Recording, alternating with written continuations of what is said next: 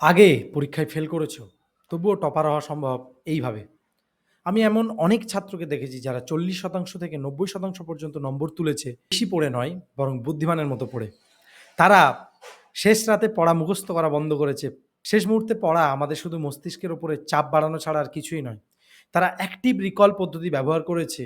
শুধু পড়ে যাওয়া নয়, নিজেকে প্রশ্ন করেছে এবং সেটার উত্তর দিয়েছে। যেমন আজকে যা পড়েছি তা থেকে ৩ টে গুরুত্বপূর্ণ টপ 3 কোয়েশ্চেনস তারা লিখেছে, টপ 3 টাস্ক তারা লিখেছে এবং সেই প্রশ্নগুলো লেখার পরে সেই প্রশ্নগুলোর উত্তর তারা নিজেরাই দেওয়া শুরু করেছে। নিজেকে সেলফ স্টাডিতে সময় দিয়েছে। তারা প্ল্যান করে বিরতি নিয়েছে, অর্থাৎ ব্রেক নিয়েছে। একটানা ৪০ মিনিট ৪৫ মিনিট পড়ার পরে ৫ থেকে ১০ মিনিট করে ব্রেক নিয়েছে। এতে তাদের মনোযোগ এবং রিটেনশন পাওয়ার দুটোই বেড়েছে। তাহলে আসল রহস্য কি? বেশি পড়া নয় বরং স্মার্টলি পড়া। একবার যদি আমরা এটা ধরতে পারি তাহলে আমাদের ভালো রেজাল্ট আসবেই। এই মেথডগুলো ট্রাই করো আর রেজাল্ট কেমন হলো কমেন্টে আমাকে জানাও। আরও জানতে আমার ফ্রি মাস্টার ক্লাসে আজই যোগ দাও।